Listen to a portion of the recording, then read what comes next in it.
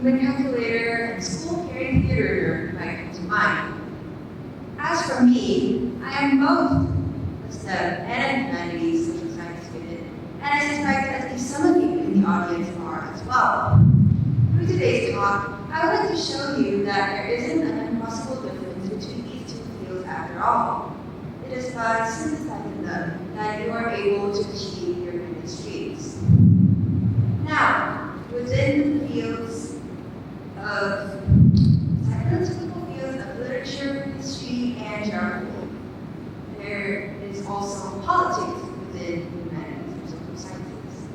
Now, this is often seen as a very traditional subject, which is bogged down by precedents and traditions set many years in the past. One of the first images you might think of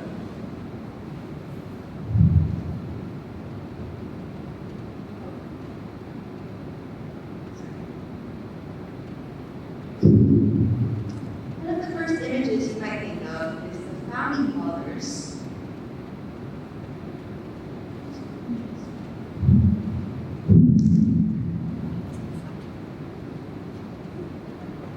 There's their dignified quills and their white wigs as they sign off their declarations. Or more recently, you might think of the same old politicians arguing on the same issues and same policy every single year. Nothing will change, you think to yourself.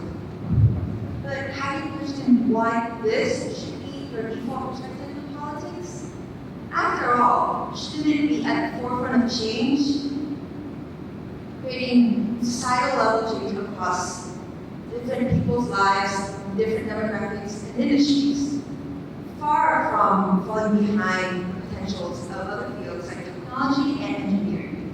Politics has the potential to embrace them, create many societal level changes.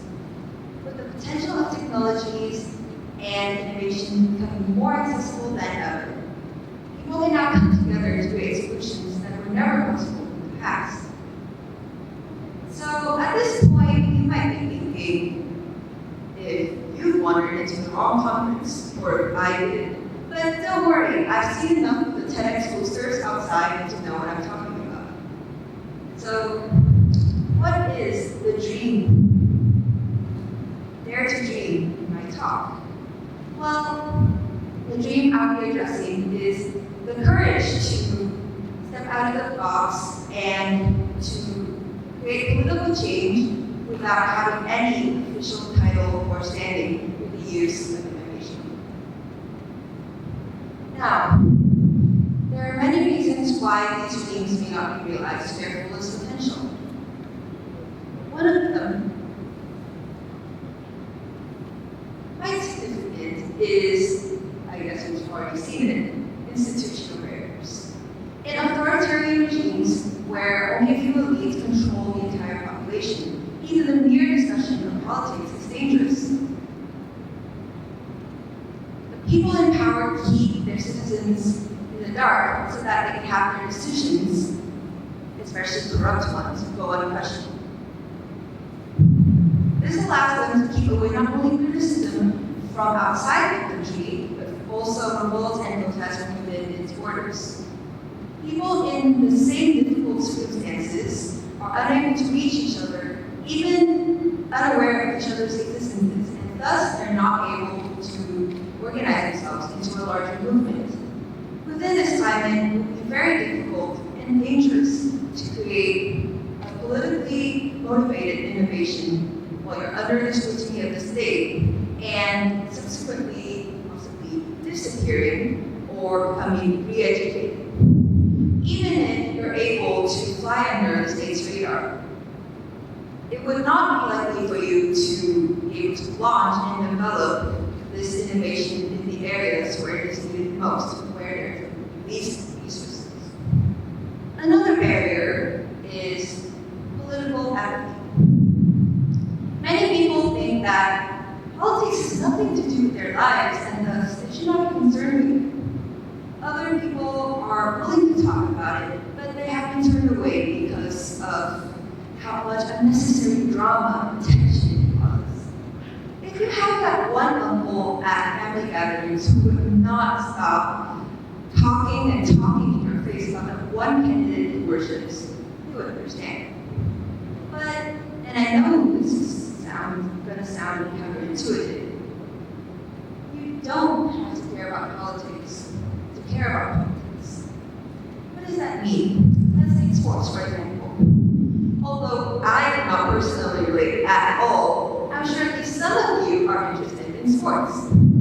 Well, it involves conversations of international relations and national representation in tournaments.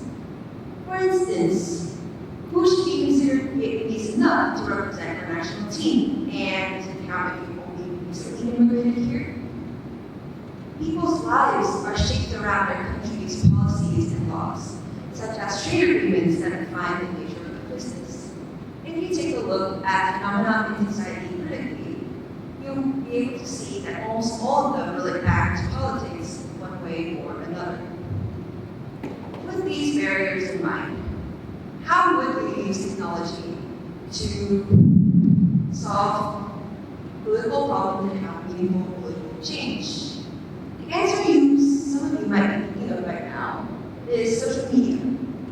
And it is indeed a very powerful way to spread messages and efforts across the world through their digital movements, change our board petitions, and so on. But that is not what I want to talk about today. Actually, to precisely illustrate what I mean, it is time to approach today's talk through the other lens, the perspective of STEM. So let me ask you a question. How do you solve a problem in a STEM class?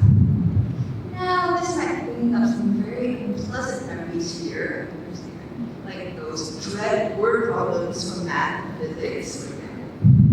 But the process behind them follows the same principle. First, you process the information you've been given, like the knowns and unknowns, and then use an algorithm, which is a series of steps in order to reach the solution that you've been asked to solve.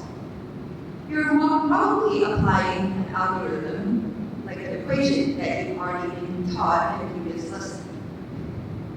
For example, the distance between points A and B in the coordinate system can be found using the distance formula, or maybe some trigonometry. The problem is simple. Okay, maybe not simple per se, but straightforward. However, problems you encounter in the real world come with much more strings attached, like outside factors that complicate things. Let's take the distance problem from earlier. Only now, points A and B are your home and school. Which roads should you take in order to minimize your travel time and not get to school? You have many roads that you can choose from, and they're most likely not aligned in a straight line, so which sequence should you follow? Keep in mind that this answer might change depending on the weather conditions or the traffic, and of course, your complete incredible luck in getting a red light at every single crossing. As you can see, things get complicated very quickly. But areas like this are where I think the application of STEM truly shines. You can use maps to compare the different routes and adjust for a margin of error. You can gather traffic and weather data over a long period of time to see its trends and plan your route accordingly. You can even use sensors in your vehicles to see if they're running efficiently, and if not, what you can do to improve. This could depend on if you're going on your own, or with a sibling, or with a group of friends. I could go on, but you get the idea. If you use an algorithm, not just for the sake of using it, but for a larger purpose, this is when you can truly harness the potential that the growing STEM fields have to offer. You can even solve problems that you didn't set out to solve in the first place. So you might ask, how would this work in a political context? Well, let me tell you about how I almost died crossing the road. Okay, that might have been a slight exaggeration, but you know, Vietnamese traffic, it certainly leaves go into the walking street, contemplate with my parents. And as I walked to the edge of the pavement, the light across the street was green, so confidently got onto the roads. Not even 5 seconds later, the glare of the car's headlights filled my vision. It turned out the light turned red across the road, but the signal was inconsistent, and above all the other lights and distractions of the weekend night, I could not see it. This got me thinking about how dangerous some day-to-day experiences like crossing the road could be. I was lucky enough to see the car and avoid it, but what about people who don't have that ability? What about the visually impaired? That is what inspired me, along with a group of teammates, to create a neural network that can detect traffic signals. We achieved this through training a model with images of red lights and green lights, kind of like CAPTCHA, so that the model can accurately detect the differences between each.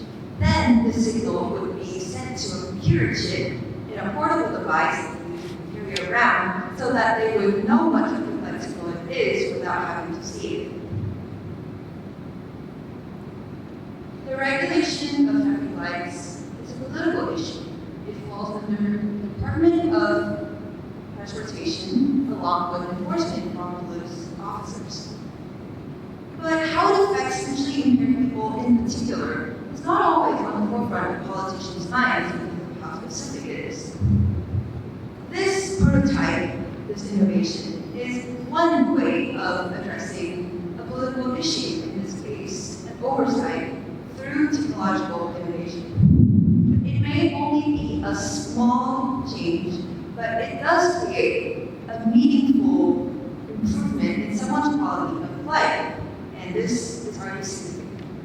At the same time, it's not like I would be doing the visually impaired anything wrong if my innovation field of work. The trade-offs between pros and cons for me was clearly in the former. So this is not even to mention the innovations that can ripple out from this one prototype. Someone could take my idea and improve upon it by incorporating other signals like yellow lights and numerical countdowns. They could chart data on red lights and green lights and predict when it is most likely to be one signal or another so that users can plan out when to cross the road ahead of time. If these innovations are widespread enough, they can even reach traffic light manufacturers and government officials who have the power to adapt traffic lights to make them more accessible and easier to use for everyone, especially minorities and groups who have difficulty crossing the road. The process doesn't have to stop at traffic lights. This would work for other ideas as well.